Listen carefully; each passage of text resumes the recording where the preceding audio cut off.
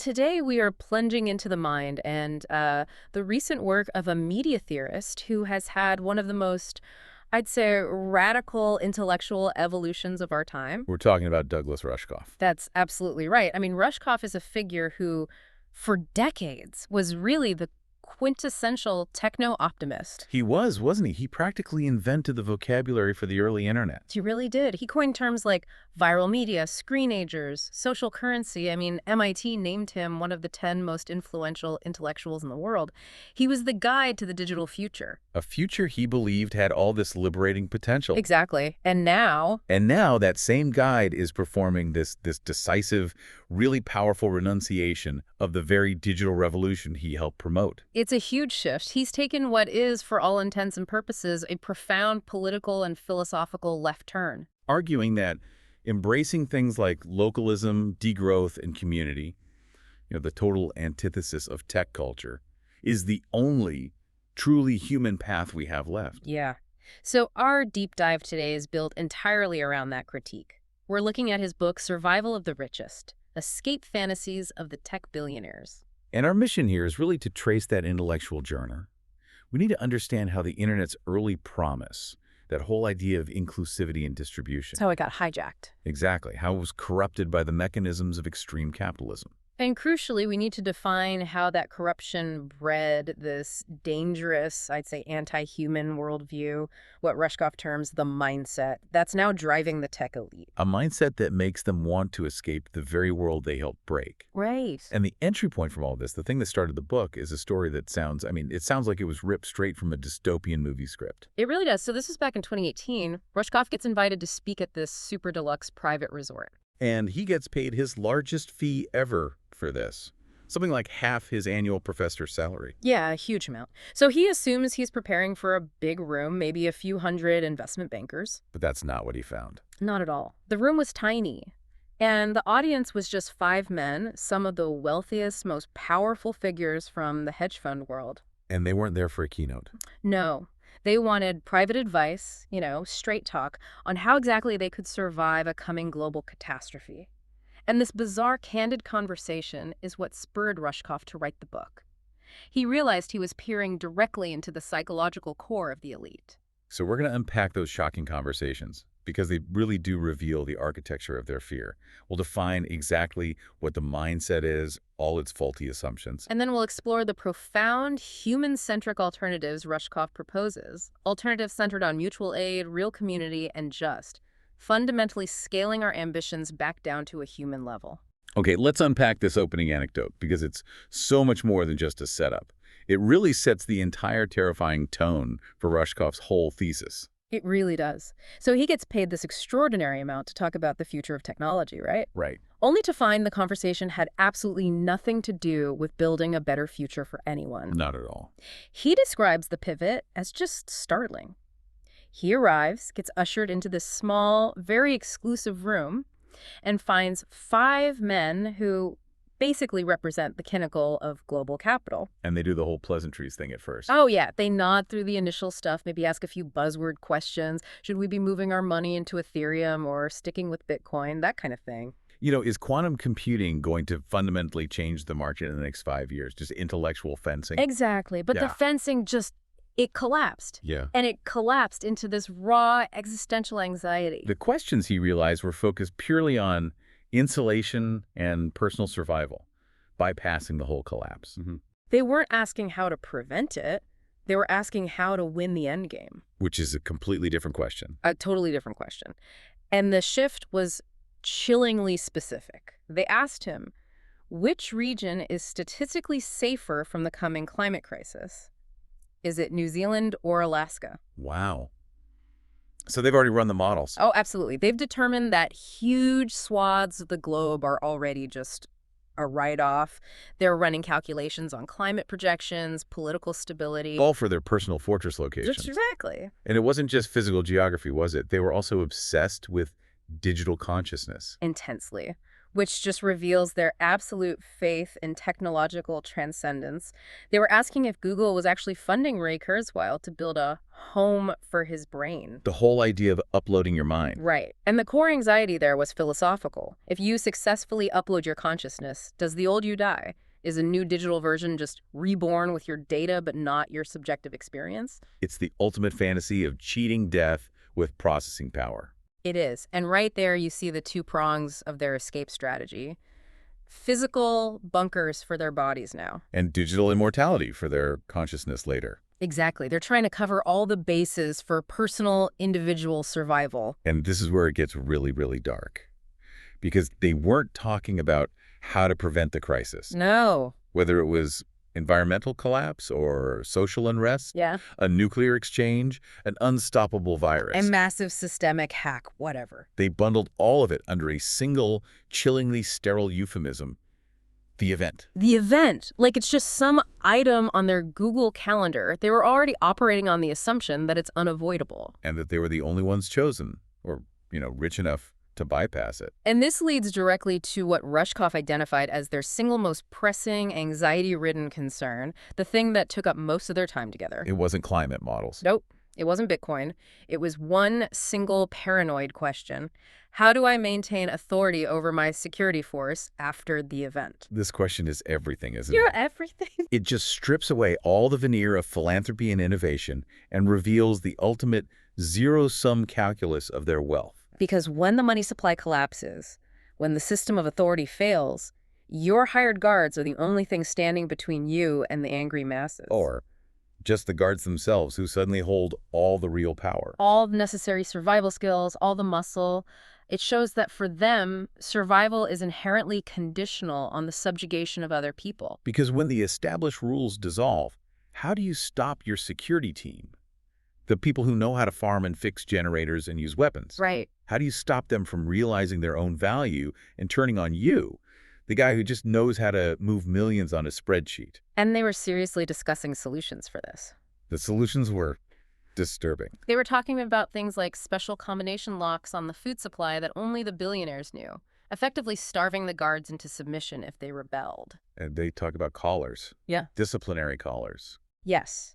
They actually brainstormed making the guards wear some kind of disciplinary collar, maybe in return for the privilege of survival inside the bunker. That level of premeditated cruelty and paranoia just perfectly illustrates this zero-sum thinking. It sounds like something from a bad sci-fi movie.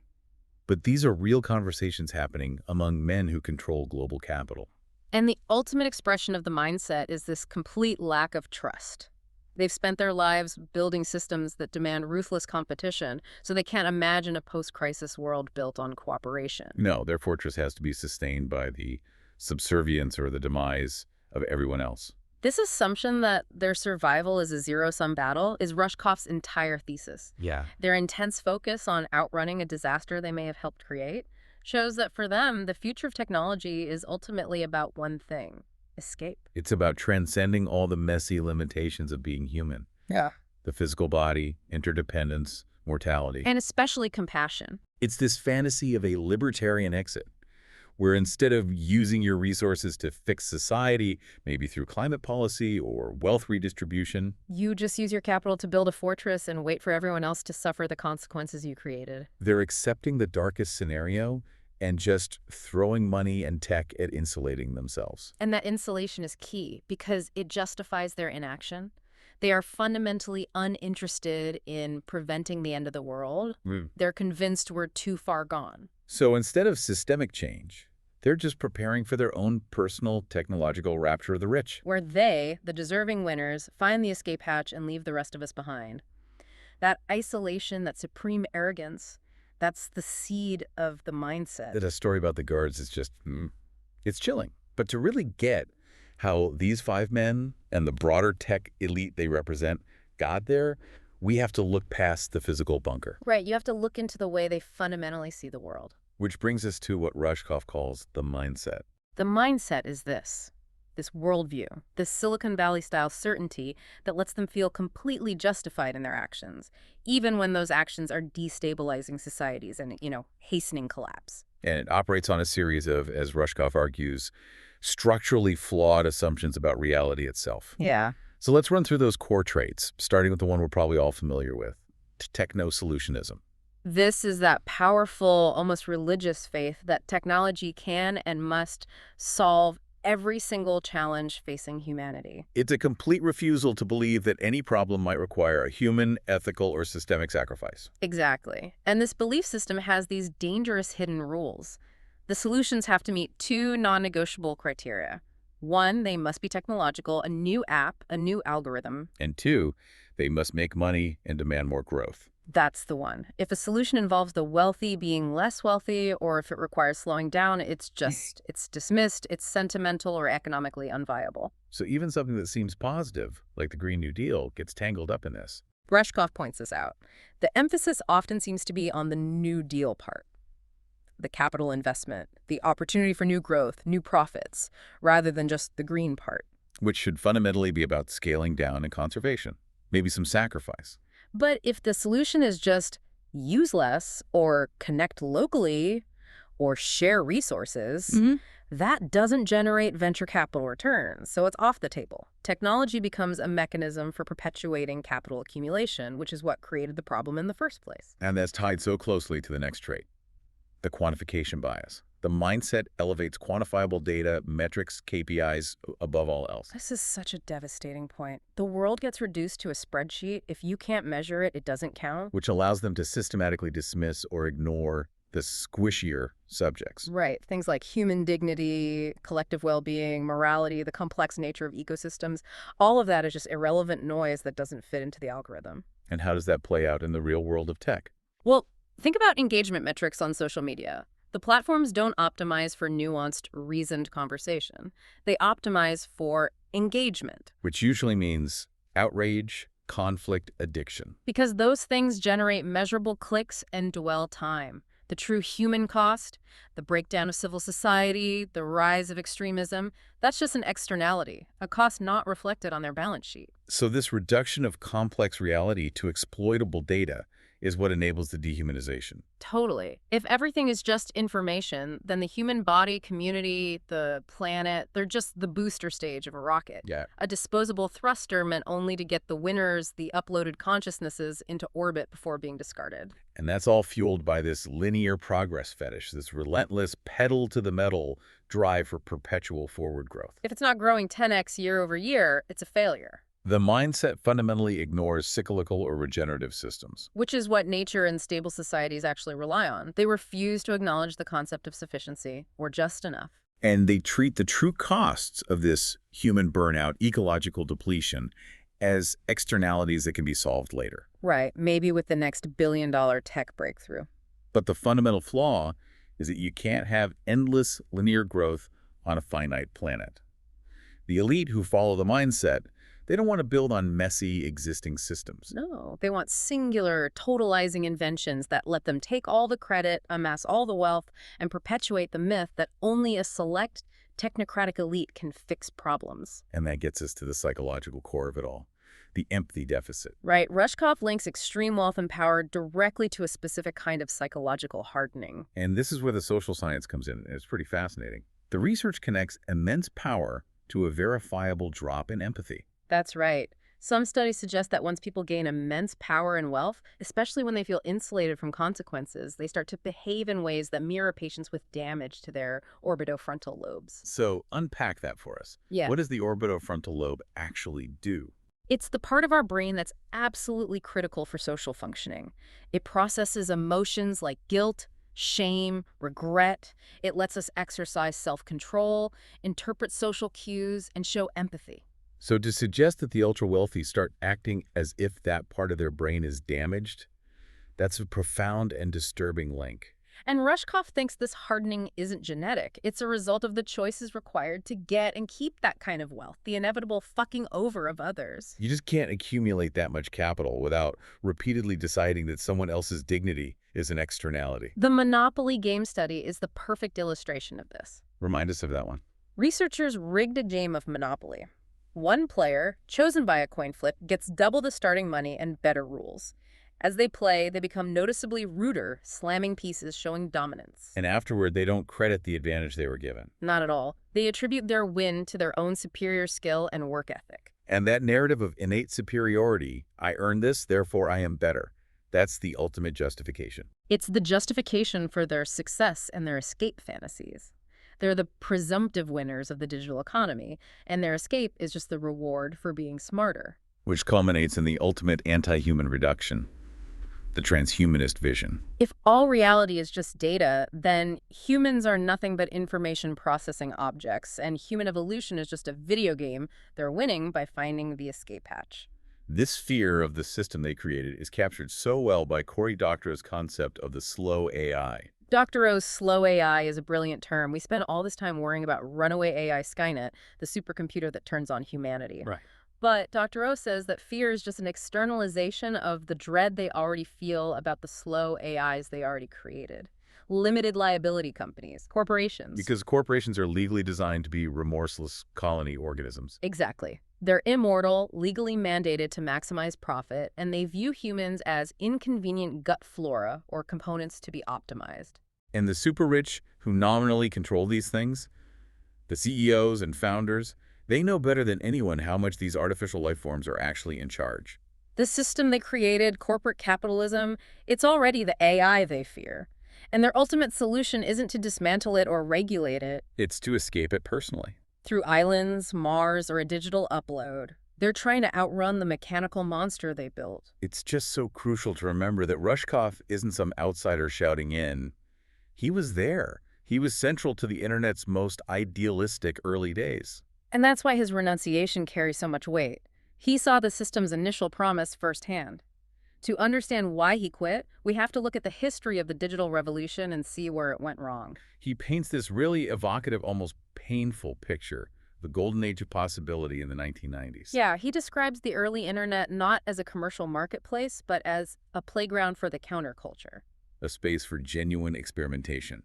A real shot at a more inclusive, distributed, and participatory future. The whole philosophy was just radically different. Rushkoff talks about his early days with figures like Timothy Leary, who compared the net to acid.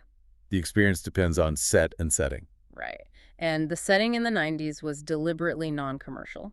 That's a key detail people forget. There was an actual rule against using the network, the NSF net, for commercial purposes. It was meant for research, education, open human collaboration.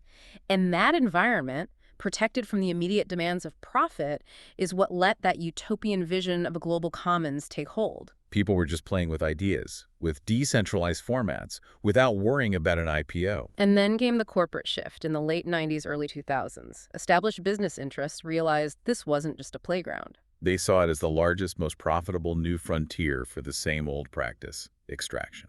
And Rushkoff argues this shift really cemented around the time of the failed AOL-Time Warner merger in 2000. One of the biggest corporate mergers in history, and a spectacular failure. Right.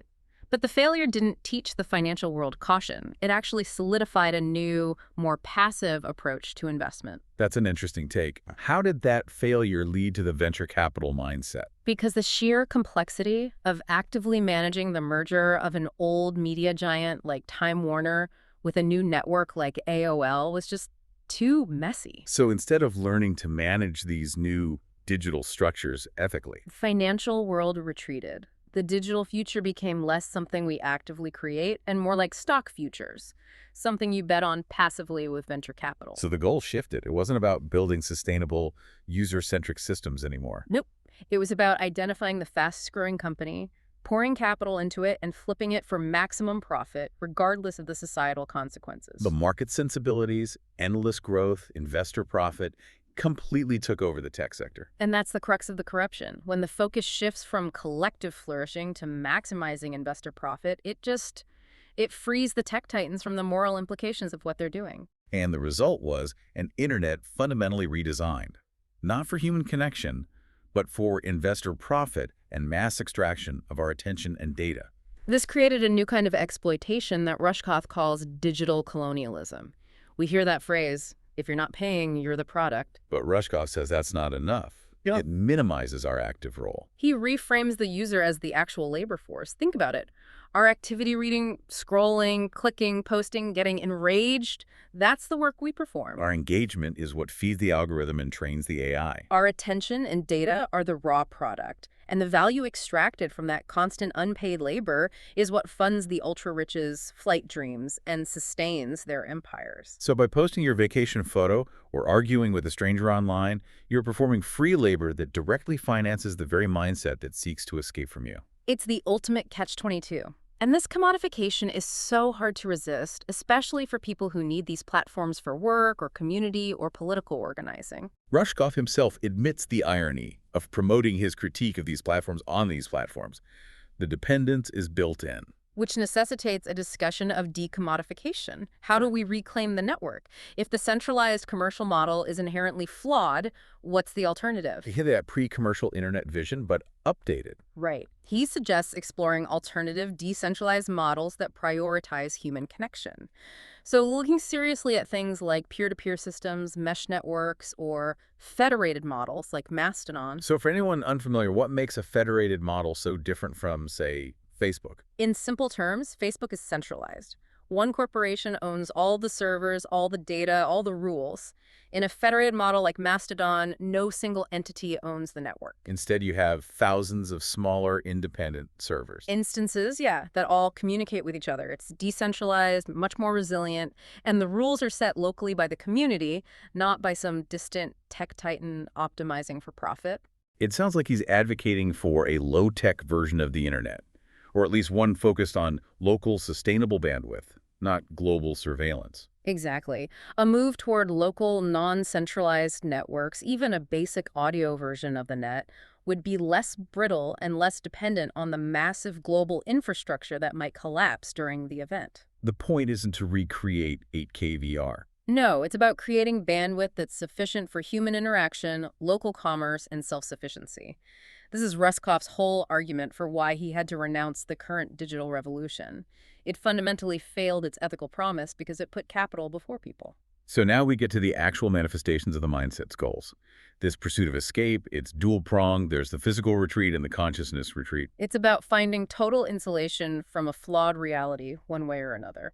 Let's start with physical escape. That's the most tangible one. The luxury bunkers, remote compounds, buying up islands. Right. And often in politically stable, geologically safe regions like New Zealand.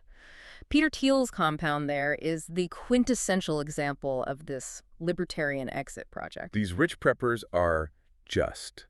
They're not interested in stopping the collapse. They are operating on the certainty that the world is too far gone. They just want to insulate themselves from the consequences.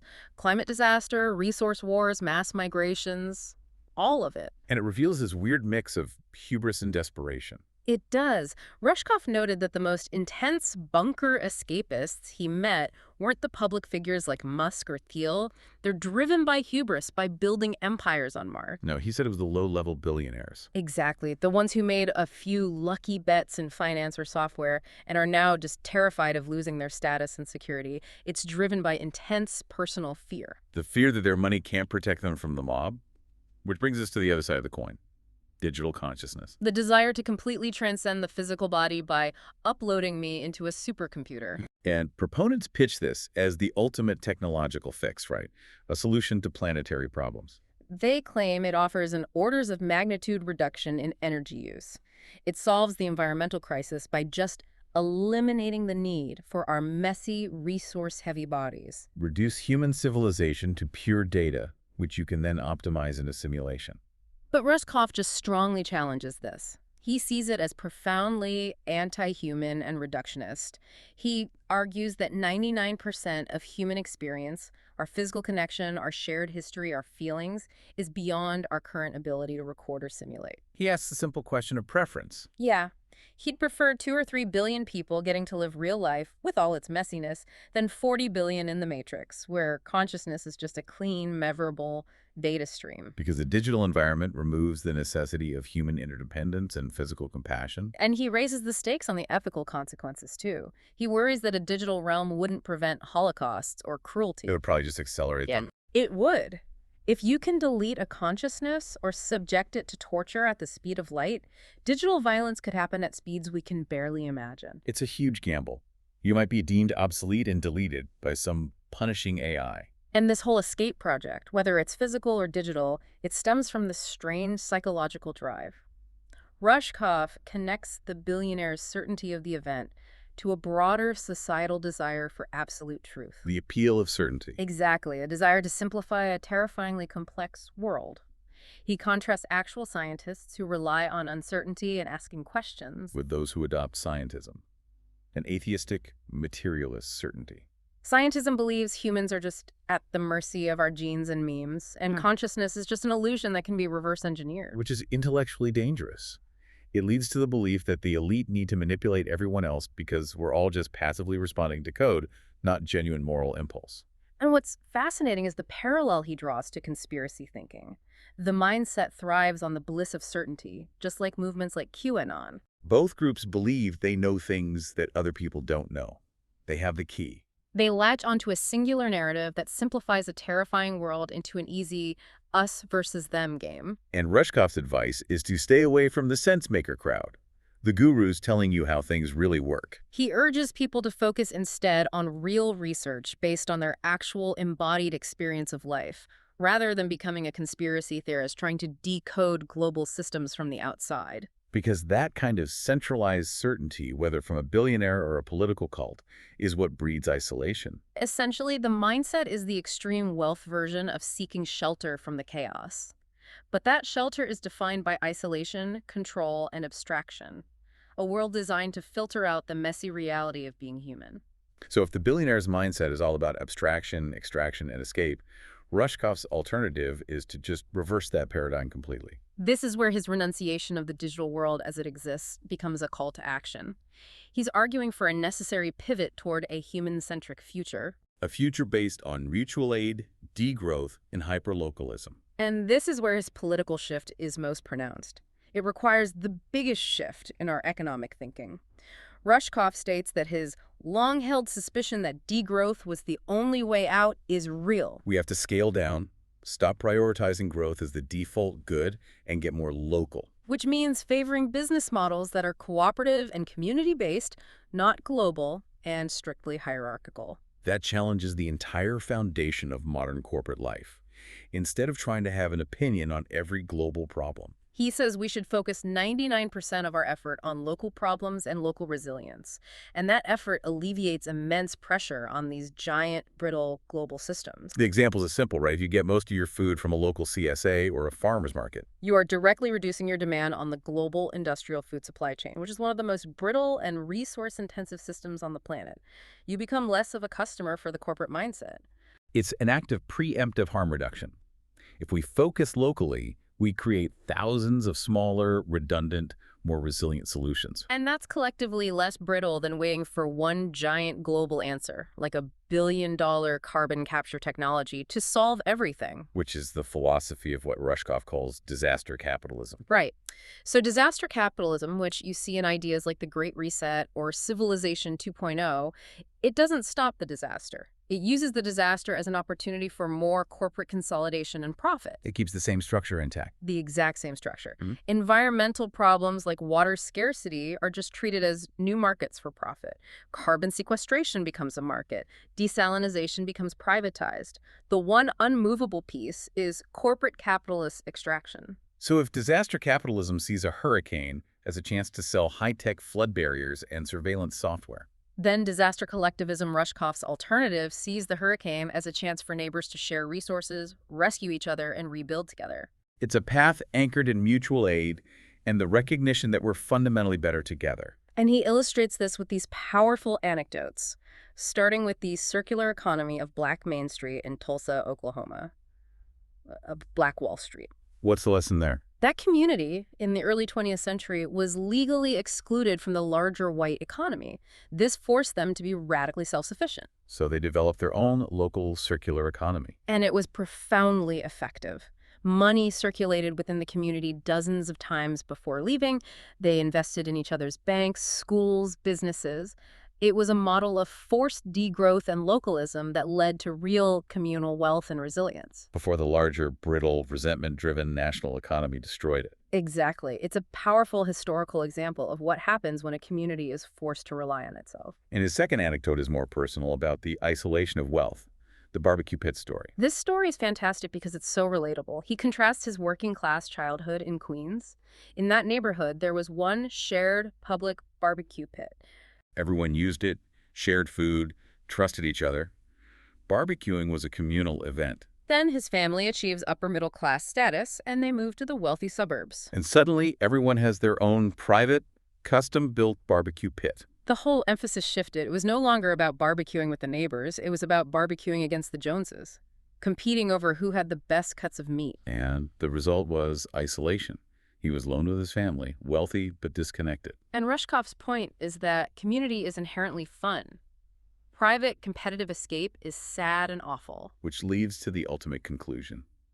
We have to reclaim humanity as a team sport. Being human isn't about individual survival or escaping the mess. It's about interdependence.